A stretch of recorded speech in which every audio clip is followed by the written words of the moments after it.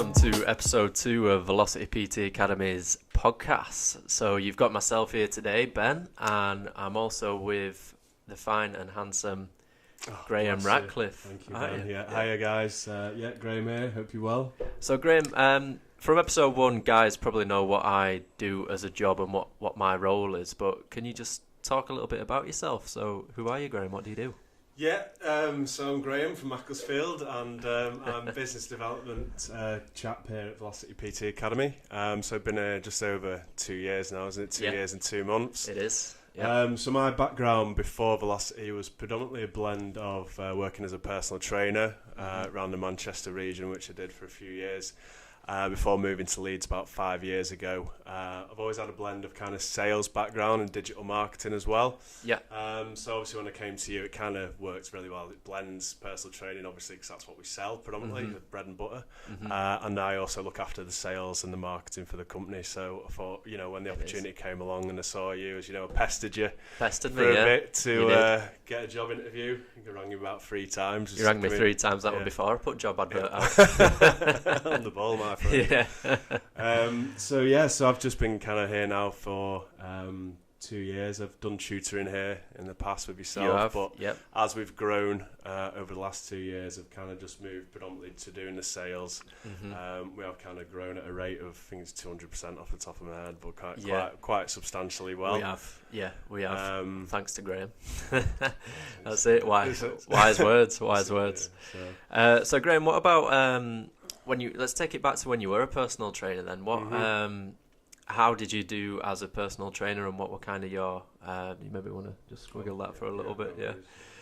No worries. So what was your inspiration to become a personal trainer, and when did you become a personal trainer?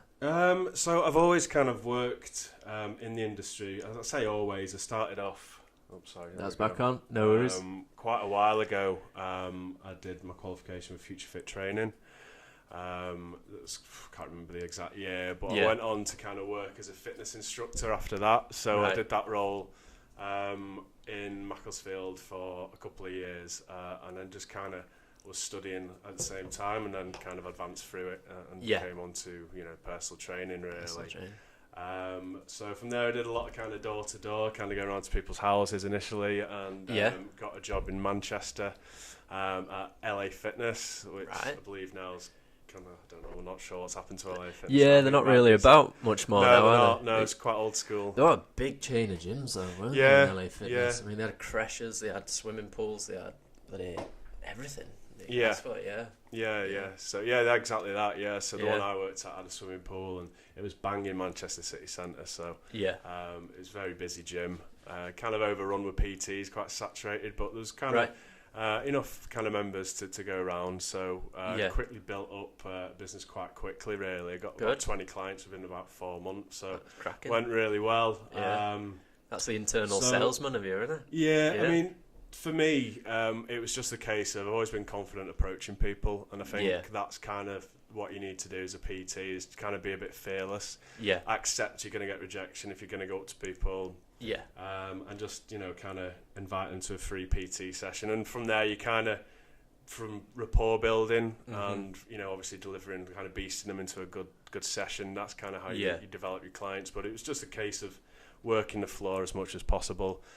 Using tricks of the trade, like I would say to them, if I hadn't met them before, I'd say, have you had your free personal training session, compliment to the house? There wasn't one, it was just, it was just what you were coming up with. So that's kind of how I approached it, and just kind of, the more you speak to people, the more you get to know everyone in the gym, and then you kind of, build it from there, really, Ben. Yeah. Oh, no, fantastic. So, and then from there then, kind of when you were in Manchester, were it always LA Fitness that you stayed in, or did predominantly, it was, and then moved up to Leeds and just kind of looked to get into more sales roles. Until just from moving there, in terms of I needed to pay rent straight away and bills, so it was kind of hard to get back into PT initially. Sometimes, like if you were to move to a directly different location, if you're coming from a good client base to obviously a location where your clients don't live and they're probably not, it's too far for them to commute. I mean, from Manchester to Leeds to come for one personal training session is make a little bit. But it can be quite difficult, can't it, to jump into it, especially if you want in that wage straight away. Yeah. But you found yourself back in? Well, this is it. I mean, I mean, the natural process with yourself, I just thought it's kind of what I was looking for in terms of going forward with my career. Yeah. Obviously, you've put me through a lot more qualifications as well, such as tutoring, sports massage, GP referral, a host of others that were constantly ongoing. So that's great in terms of building up my skill base. Yeah, definitely, and we've all got a passion and interest for it as well, haven't we? Which helps. Yeah. Happy days. So a talking point that we're going to come on to now, because it is the 20th of May, it is a Monday, and we're roughly around about just over a week after Bodypower, aren't we? Yeah, it's gone really quick. It's gone really quick. Yeah. So like yesterday. One of the main reasons we got Graham on here today is because Graham was in charge of Bodypower this year, weren't you? Basically, you took the reins because I were too busy living it up on holiday. Whilst it came to it, didn't we? Unforgettably. But yeah, so you have been to Bodypower last year with us and the previous year, so you've got 2 years in your locker prior to taking over the reins of this year. So what was your overall thoughts this year compared to the previous 2 years that you've attended as an exhibitor at Bodypower? It was different, obviously, because of the new Bodypower experience. It's kind of rebranded under, so as if people had gone or known about it, you have different sections. Like we were in the mall, which is predominantly. I noticed there's a lot more kind of clothing brands this year. I thought was coming out of the locker. A lot more like start-up clothing brands. Just where we were as well. Predominantly in the mall, it was just surrounded like obviously supplements companies, but there was a lot of like people selling T-shirts and stuff like that, which is a lot more than we'd seen in previous years. And I suppose it kind of segments. The whole thing, because they had the big athletes part and then it was sectioned out, so it's a different feel, because I mean the last couple of years everything's all been mixed into one, so you could have like a stall, if you like, and then you could have like an event going on next to it. So this year I suppose it works out a lot more streamlined for people. If they know what they want to see, they go into a specific area and they can concentrate on that without being distracted by other things going on. Which would help with sales as well, and it helps with like customer engagement, I thought, as well, because people that were in the mall, they're there for a reason to shop and have a look around. They're there to look. So they're not getting distracted by CrossFit games or whatever going on next door. So I found it was really good in terms of engaging with the public. We did really well. Obviously we had some games going on, spin the wheel, which was really successful. Good. So I thought the quality of people that we spoke to and the interest was a lot better than the last couple of years. I think maybe because they perhaps look to focus a bit more on having a chat with you when they're there, and they're not kind of distracted, as I said, by other things that were going on. I've noticed in previous years when it has all been mixed up. So like you've got games at different ends of the expo, and you didn't really know where you were going as a consumer and what you were looking at. You'd find people walking down the walkways, and it's almost like the head was on a swivel constantly. They were just looking up and looking around and not really looking at things, just seeing where things are. Whereas this year, like you say, because you're within a certain area, it means a certain thing, a certain appeal to that customer whilst you're there. They're more willing to engage with you, and that's what I thought. I were down there on the Sunday only. You were there for the 3 days in total, so you'll know better than me. But that's what I straight away realised from there. Yeah, definitely. But Bodypower, it was a little bit different this year. It looked like they took up all of the hall space this year. I mean, in previous years there was. Like last year, there were a big inflatable thing where they had the after party. Do you remember? Yes. Whereas this year, you definitely remember after party, don't you? Yeah, of course you do. Just to set the record straight, I didn't get that hammered. I had a few, but the next day was rough. Well, no, it was as good as gold this year, so we're all fresh as days. Yeah, straight up. No after party. It's just a bit of FIFA where just getting that Man United beat Leeds. You didn't gate crash that wedding that were happening in hotel, did you? No, not really. No. No. Too busy with FIFA. Too busy. More important things to do. Lads' night. Yeah, exactly. Well, happy days. It's good. But yeah, so they had that there last year, whereas this year they've kind of took up all of the space. So all of the hall space were taken up by, I think, right down at the bottom of British Jiu-Jitsu. Yeah. And then they had stands all the way up there. One thing I noticed this year was, in terms of, you had the experiences as soon as they walked in, which can act as like a good checkpoint if you were a consumer. If you maybe wanted a little bit more space, I think that worked well. But there did seem to be a lot more like smaller startup brands there this year. Yeah, definitely. Much larger brands tend to seem to have downsized a little bit more. Give or take a couple of them. I know like Vanquish Fitness stand was huge. Yeah. SBD's was huge. Yeah. And a lot bigger than previous years. Mm-hmm. But say for example, Mental Hamster as well. That was quite a large one. We were opposite them last year, weren't we? But no, 2 years ago we were opposite them. Yeah, and they just had maybe like a 6x3 shell scheme stand. Yeah. Whereas this year they took up a lot of floor space. Lamborghinis there and stuff. Yeah, quite good. Hands off. Yeah. But USM, PhD, larger supplement companies, they seem to have downsized this year as well. They did, yeah. But it all depends on the companies and what their marketing budgets are going towards as well, and what return on investment they get from Bodypower. Yeah. So it's down to that company in itself. So I did see on LinkedIn, because obviously post Bodypower I try and see what people's feedback, if they enjoyed it, if they didn't enjoy it, what they think of the changes. And I did tend to see quite a few people say that they didn't particularly like the changes of Bodypower this year.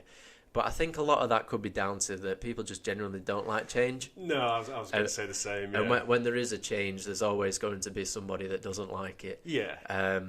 I also did see a lot more positive comments as well. Yeah. But then a lot of other comments regarding like athletes. I mean, in terms of athletes, 4 was there this year. We also had Phil Heath, so some huge names there, like global leaders in their field. So and there's many athletes. I thought there's more than enough. I mean, I don't know what people kind of want more, really. That's it. So. There'll always be somebody there that they wish that were there. Change always brings on negative, comments from some people. You're always going to get that, aren't you? Yeah. No, all in all, I thought it was good. I enjoyed it, like we always do. We always do. And the good thing for us as a company, we always plan Bodypower. From previous years, I mean, I think that was the 6th year that Velocity's done Bodypower. The first couple of years were more teething problems. Well, I'll say teething problems, but they weren't to the enhanced type of stand that you see now that we have, and the processes that we have involved with it.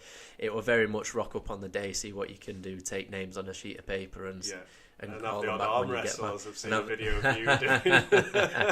That were it. Yeah, I were too busy trying to compete in shows and things in previous years. Was through the roof. That's it. Yeah, but so rather than that, and just kind of sitting back and learning from an experience of Bodypower and kind of like the management side of it, you want to get your best bang from your buck when you go down there.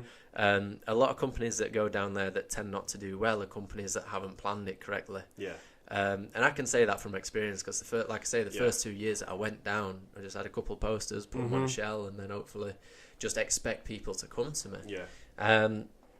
Business doesn't really work like that, as you know. I've been a personal trainer and work in that gym floor. Yeah. It's not often that you get clients come up to you and ask for personal training straight away. In a slim to none that someone's going to approach a PT. Exactly. The services, same with anything you need. Yeah. An apple. You need something. You need something to kind of entice people, Yeah. and the exact same thing goes with working on a stand and building a stand at Bodypower and making it work, because you need to engage with your consumers when they're walking around. You can't just stand back and hope that they're going to walk in.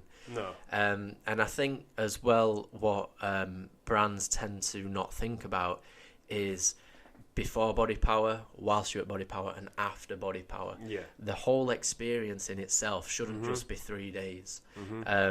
You need to look to try and, so say for example, before Bodypower, try and scout out who's going down, what speakers are going, what other companies are going. Try and engage with audience, with consumers that are going. So say for example, a little tip that we did this year, not to give away all of our tricks, but when we go down to Bodypower, is to put down into Instagram, for example, hashtag Bodypower 2019. Yeah. See who's going down. Yeah. Comment on the stuff. Let them know that you're going down there. Let them know what stand that you're at. Engage with them. Yeah. So therefore, prior to it, you've already got consumers aware that you're there and aware that they may come to your stand as well. So the pre-sales of it are very, very important. Look at other companies that are going down and speakers. So if you know a certain speaker that's going down or a certain company that you actually think that you might be able to do a little bit of business to business with, engage with them beforehand. Yeah. Look to use Bodypower as a middle ground to network and have a conversation about. So that's how you can make the most out of pre-Bodypower. Whilst you're at Bodypower, from what we've learned in previous years, is always look to have something to engage with the consumers with. Definitely. Always be open as well. Always kind of try and make eye contact with people. I think that's where a lot of businesses fail, Ben, when they go down there. You see them on other stands this year, not to name names, but you see companies, they're on the phone. Yeah. They don't look like they want to be there. You know, it's just, what's the point in being there if you're not going to, you know, the whole point is to kind of get exposure. Have people on your stand. I can talk from actually doing it. Have people on your stand that actually genuinely work for you. Yeah. That have a passion for the business. Yeah, absolutely. And that have got something on the line to actually be there for.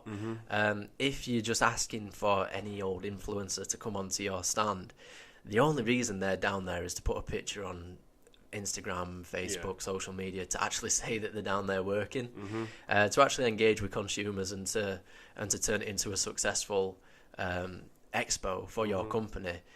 Chances of that's probably not going to really happen. Do you know what I mean?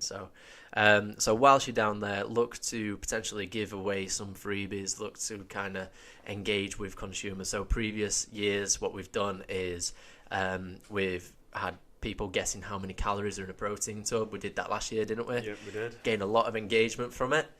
But learning from experiences, people were only there to really try and win 12 protein bars, which really amazed me.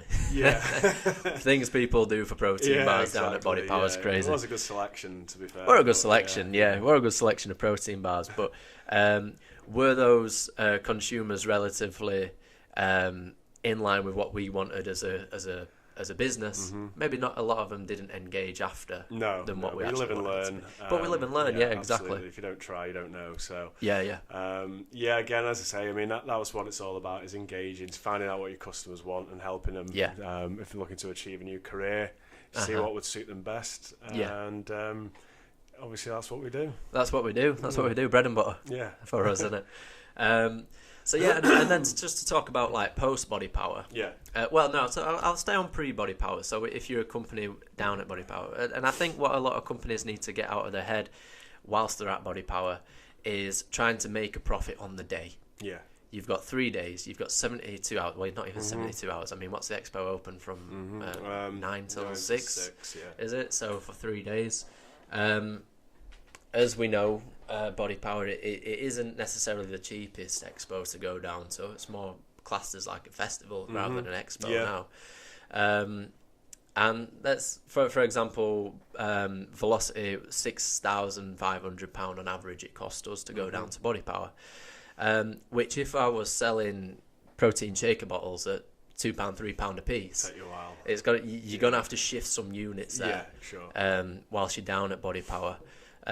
So I think what a lot of companies that sell a lower cost product need to kind of pull themselves away from is actually trying to push and make an actual genuine profit on the day. You need to be down there for a lot more than just pushing and selling your products. You need to be down there for your brand awareness, for building your marketing list, building your mailing lists up, just getting people to engage with whatever it is your product is. I think that's the main thing. I think you're very lucky if you can even break even with us. You know, a lot of people that go now will be losing it, working at a loss, but as you say, it's more to get awareness for the brand. For example, we were next to New Trend. I mean, I've never heard of them before, but I certainly won't forget them. Yeah. They were next to us, very loud. They were giving away loads of freebies, and as you know, they kind of people swarmed around our stand because we were next to them. Because we're next to them, yeah. But I'll certainly never forget them, and the people down there, I'm sure they won't either. So that's a prime example of getting your brand out there. Exactly, and I think they did a cracking job at that. They did, yeah, definitely. They did a cracking job. They had a lot of engagement at the stand. They were doing competitions. They had shows on with the calisthenic guys doing the bar star stuff. And then they had the DJ on there with the music. I mean, they proper went for it, didn't they? So that's just an example of engaging with your customer. Yeah. Do you reckon they sold enough protein tubs to cover what their stand cost? Not a chance on that day. But coming away from it, we now know what that brand is. Yeah, absolutely. Yeah. And I think that is, again, another good ploy of what you need to try and understand when you're down at Bodypower. Yeah. With what we sell as a company is a lot different. What we sell is education. Yeah. So, I mean, I'm not silly. I know majority of people down at Bodypower is not going to walk around carrying £1,500 in the pocket to pay for a course with us. Yeah. So, every time we go to Bodypower over the 3 days, we work at a loss. It is an outset as a brand, as what we do. We never go there to make money on the day. If anything, we us as individuals spend a lot more money on the day because of the amount that's down Especially there. if Ghosts are there. Shout out Ghost Lifestyle. There's a reason we've got these. We as a company, we go down there for brand awareness, gaining interest, gaining information from individuals, and then it's the after sales, the after marketing that helps us as a company.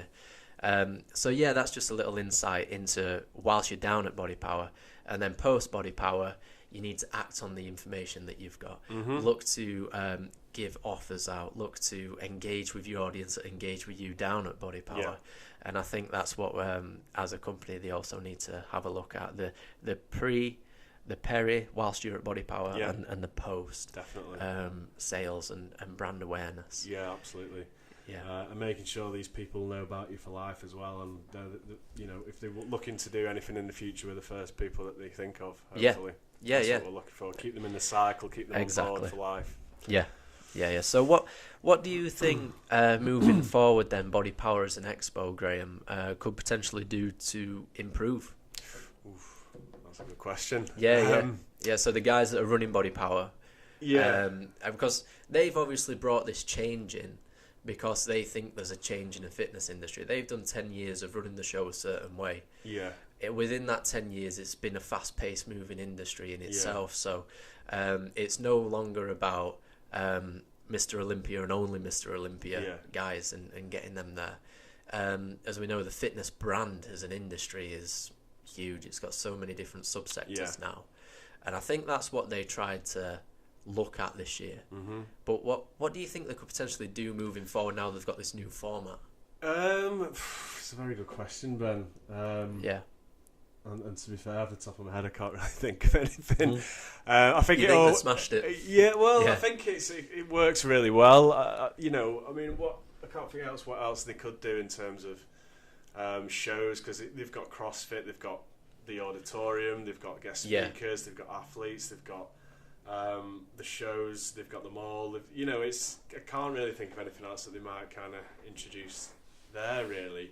Apart from maybe, I don't know, like they had what's your man called off SAS there, and a few different Point Break. Ollie, Alton or something. So like that. I can't remember his name. Perhaps more kind of extreme sports, maybe. To introduce stuff like that, and kind of move it away, because it's very much health and fitness. A lot. It's kind of like it's all, I suppose, orientated around obviously like aesthetics, and perhaps there's no real sports, if you like. So maybe that's something they could introduce. So if you think of when Arnold does his Arnold Sports Festivals, and there's loads of different sports. There's taekwondo there. Yeah, maybe something geared more around that, apart from just kind of the main CrossFit and powerlifting and the norm, if you like. I mean, that USN stand that were there last year, that created such a buzz. And the event needs stuff like that. It just gives it that bit more life, doesn't it? And gives a bit more excitement. So I definitely read you there, because as you say, it was a lot of companies that are doing what you did 5 years ago, and kind of introduce ourselves to the world and get out there into these kind of audiences.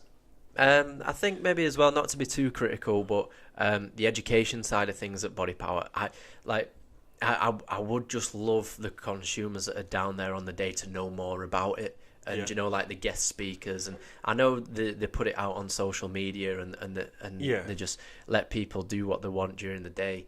But I don't know. I just want to kind of see that pushed a little bit more. Maybe. Well, you get on yourself, Ben. You went here first. Well, maybe I don't know who'd actually want to listen to me. Yeah, our 5 listeners that we get off of this podcast, I think might.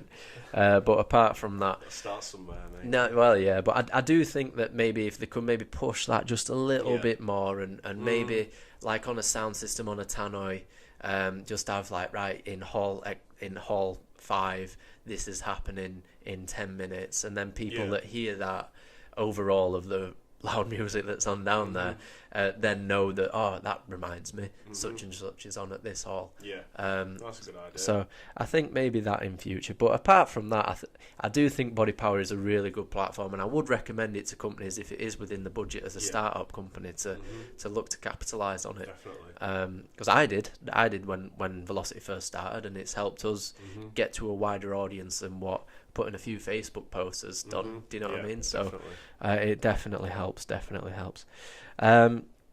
Just talking about those much larger brands, that brings me on to our next point that I kind of want to talk about, Graham. I'm just going to pose a question to you. What brands do you genuinely think you've bought into?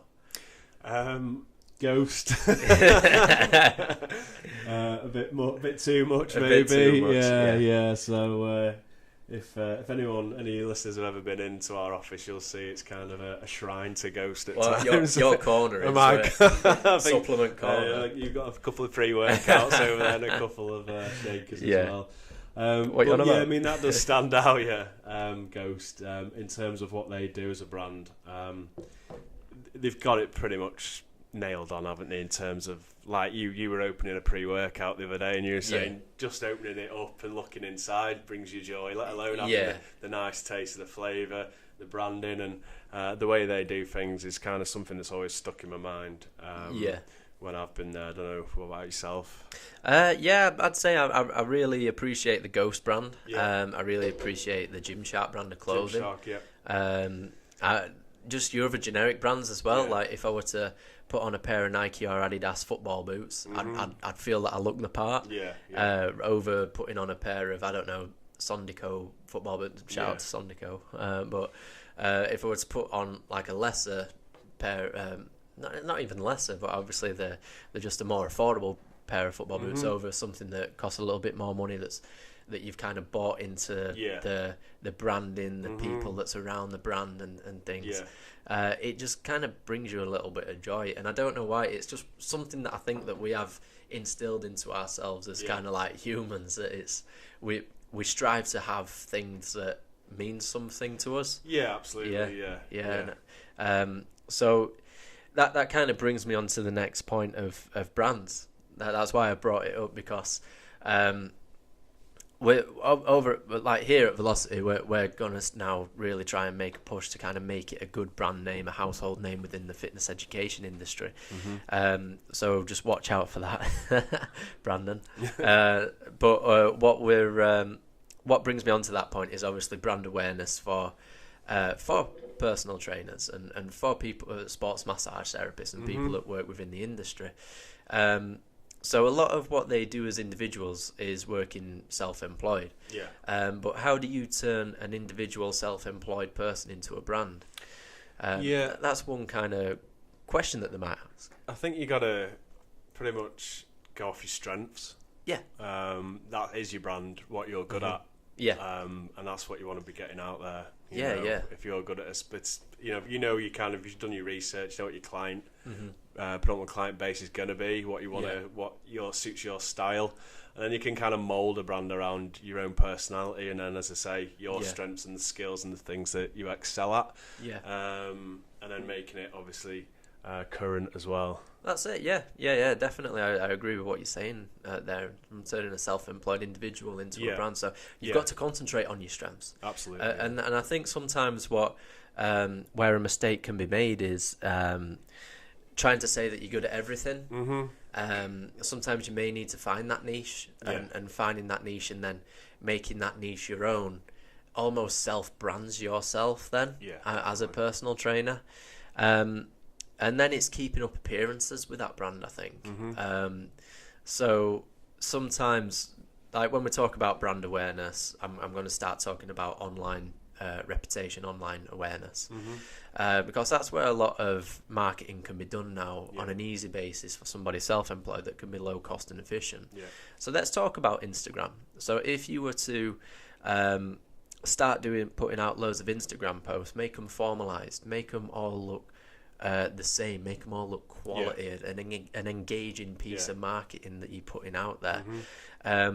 Don't just always do boomerangs of your clients doing bicep curls, because from an online consumer's point of view, they're just going to think, get bored of seeing that over and over again. Yeah, exactly. I mean, if you're run-of-the-mill always taking pictures of your chicken and broccoli and prep Sundays and all that type of stuff and all your food, it's been all done before, hasn't it? It's been, like you say, it's been done before. So that's not to say don't do it, but just don't do it every bloody Monday night that's got 16 Tupperwares lined up, and your client should be doing this. Because your clients are going to look at that and think, wow, he's dedicated, I can't do that. No problems, I'll go off and do something else myself, because I'm not that committed. I know I'm not that committed. So I think what they need to do is think outside of the box, but also try and look the part as well. So maybe put a formalized border around kind of like your imagery that you're putting out. Make it all look the same. Try and use the same colorways. Try and use the same font, and put engaging information out there for what you believe your target consumer is. So if you're really good at spin classes, then you want to have engaging spin content on your social feeds, transformation pictures of what your clients has done by attending your spin classes and things like that, and doing them in a very formalized way. And I think as well, of the essence of post like you're trying to help, not like you're trying to sell. I think that's another key thing to do. People can just ram sales down your neck.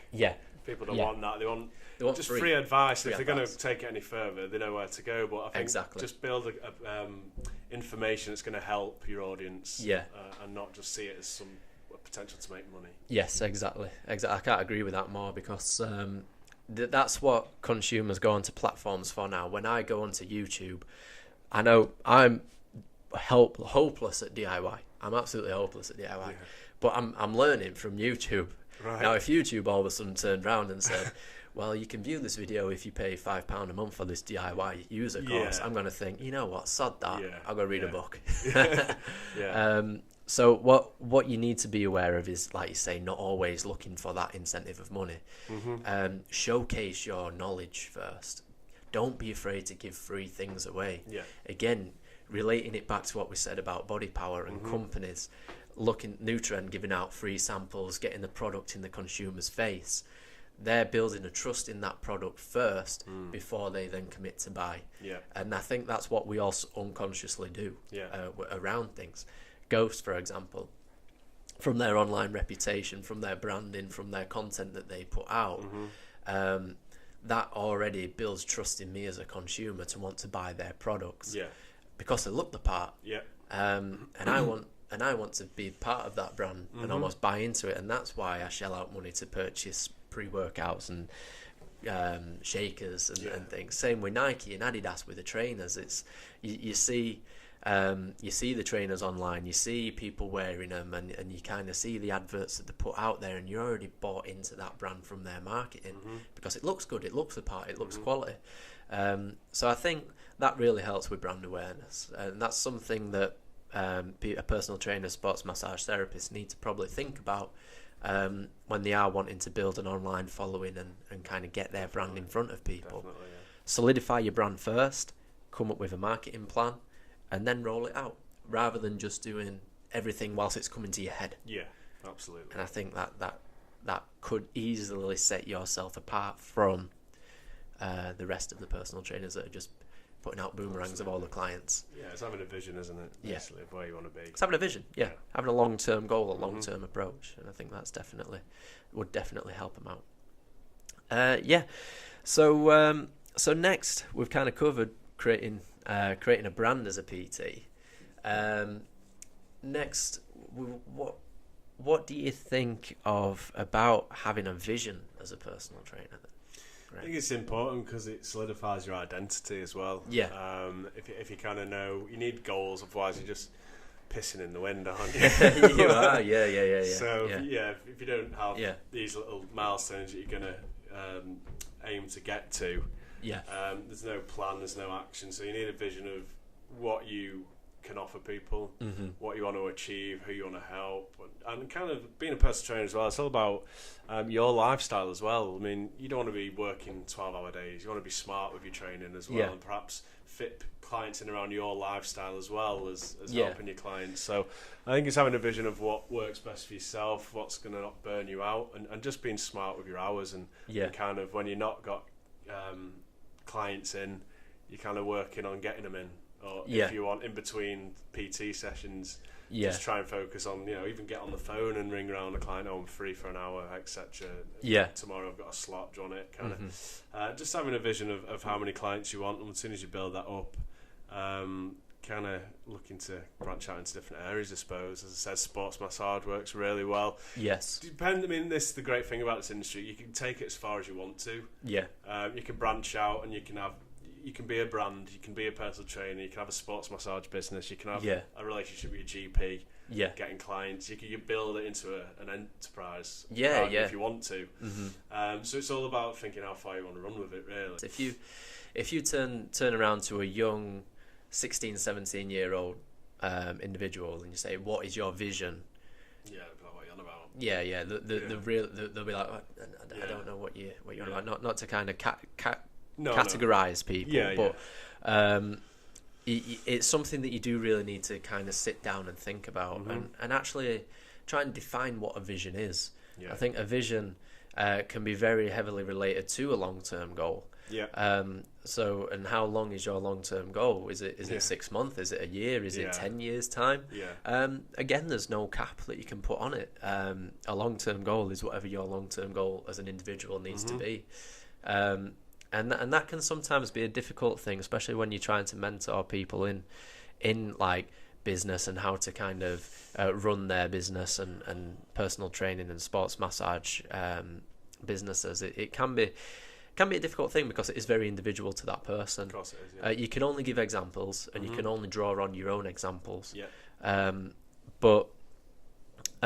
Yes, a vision, I would kind of classify that as a long-term objective. And then from that long-term objective, once you've sat down and had a think about what that is, it could be money, it could be clients, it could be what you want to do as a business, it could be that type of thing. Then scale it back. Then so to get to there, what do I need to do? So so I need to do A, B, and C. Right, okay, that's my mid-term goal. Right, okay, to do A, B, and C, what do I need to do in the short term within the next couple of weeks? Well, I need X, Y, and Z. And then now that's your short-term goal. And it's adhering to these goals that are set within your long-term vision. Actually continuously trying to keep up with them. And that kind of sets people apart from succeeding over a long-term period to not. You're walking the walk instead of just talking the talk as well. I mean, you're telling your clients to sit down with them and you're having short-term, medium-term and long-term goals. So why not do them yourself, as you say? Yes. Having that vision. So you're telling someone, right, by 4 weeks' time, you want to be doing how many reps on a bench press or whatever. Yes. So it's having that vision of where you want to be and within that time frame, isn't it? So it can be down to the individual as well, having that vision of where you want to be. And definitely. You're telling people, as a PT, you're telling them to do it. You can do it yourself, and it's easy once you know how, isn't it? Exactly, you're wanting your clients to be accountable, but you need to be accountable to yourself at the same time. And that can sometimes be a struggle for individuals, especially if they've never been self-employed in their own entity before. If they've always worked for a business corporation or a line manager, then they've always been used to being told what to do and have monthly, weekly one-to-ones with people.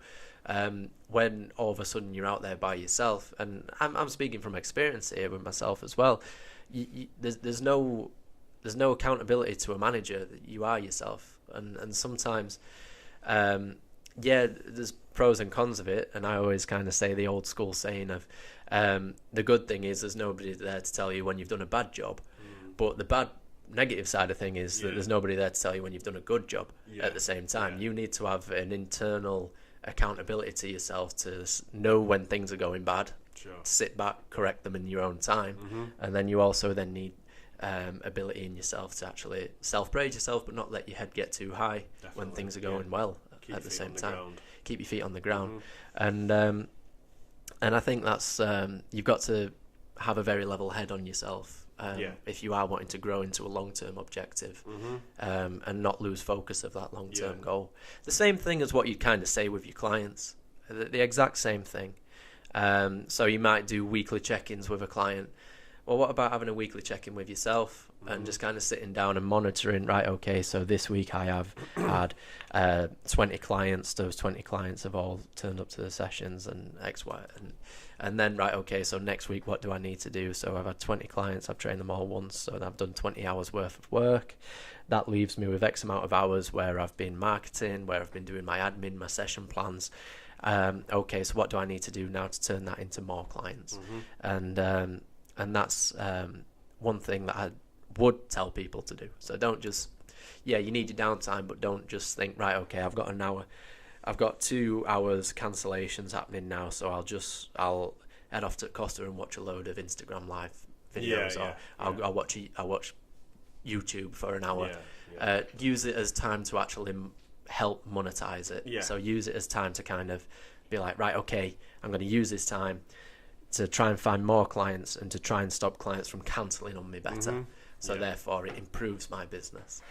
Or whatever you have that spare time, look to use that time to work towards your long-term objective rather than, I don't know, swiping left on Tinder. Well, that's it. You can see it as an opportunity as well.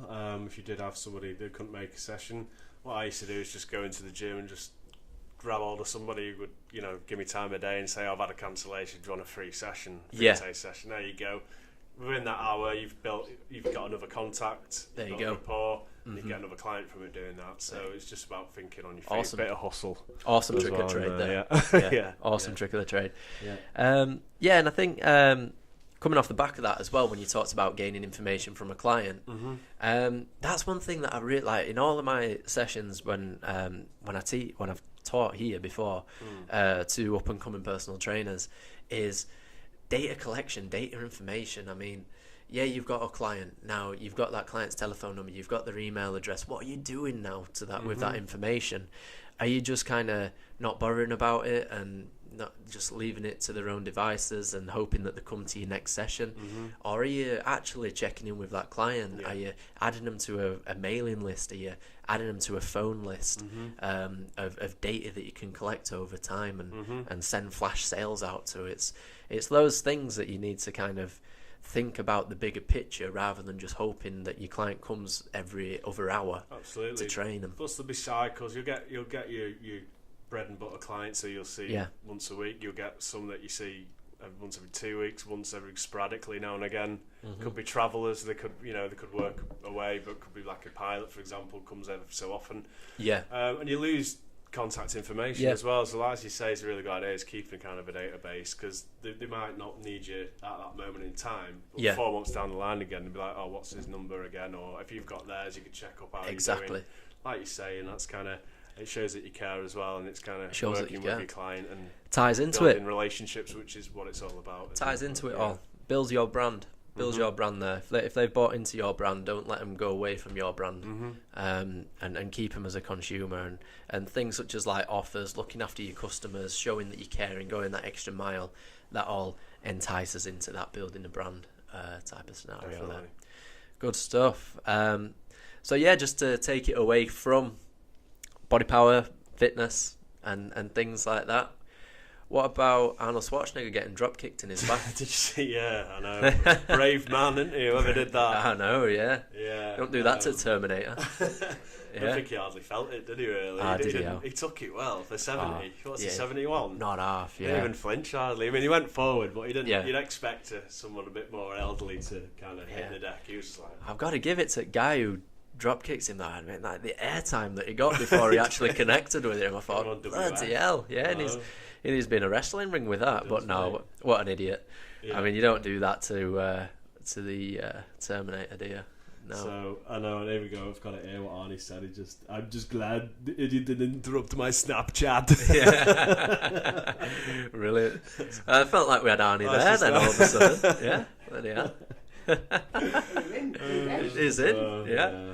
So that's next episode. We've got him in.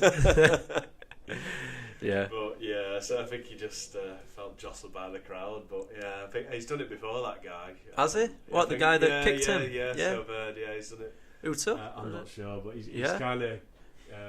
Just their serial drop kicker. Yeah. More genetic. Yeah, I know. Friggin' hell. Yeah, but I mean, you know, hopefully that doesn't kind of put a bad impression on South Africa for people now, because I mean, not everybody's an idiot. You get your odd idiots. You get them everywhere, don't you? Yeah, there were probably over 100 people in that room, and of course there's going to be an idiot between them. Yeah, but no, it's good that he actually wasn't hurt and he wasn't injured. Yeah, in definitely. That. Yeah, but crazy world we live in. He's a machine, isn't he? Yeah, Skynet's on him now. Yeah. Crazy. But yeah, what we'll do, we'll wrap that episode up there. Thank you very much, Graham. You're welcome. Thanks for having me. Enjoyed it. No problems. We'll look to get you on more in the future. Yeah, we've got future episodes coming up with more content. Yeah. Guys, if you're listening to this, if you're listening to it on a podcast on Apple or Spotify, be sure to subscribe to our channel. We'll have plenty more content coming out. Also, if you're listening to this on YouTube, be sure to subscribe to our channel, give it a like as well. It really helps the channel out. And also, if you've got any questions that you want us to answer on any future episodes, be sure to leave a comment. Leave a comment about what you think about the episode, what you think about our content, and also what you would like to see in future episodes as well, because that'll really help us plan for what we want to talk about. We've got a couple more episodes lined up. Well, actually, we've got loads of episodes lined up with individuals that we've asked to come on the podcast as guests, people working within the industry, people that's qualified through ourselves, and who we believe that will give good content to you as a listener. So look out for those. And also, finally, I would just like to give a shout out to our companies that we work with. So we have Insure for Sport. We have who deliver all of sports massage insurance and personal training insurance. If you use the code VELO20, that will give you a discount on your insurance premium. And also physique.co.uk for all our sports massage practitioners that are listening. So if you use the code Velocity at their checkout, I believe it's Velocity 10. We'll put it in the bottom anyway of our YouTube channel. Then you will gain 10% on anything that you purchase off of physique.co.uk. So you're talking about your couch rolls, lotions, all of that good stuff. Excellent. Yeah. Okay, so thank you very much, Graham. You're welcome. Thank you. And cheers, guys, for listening. Cheers, guys. Yeah.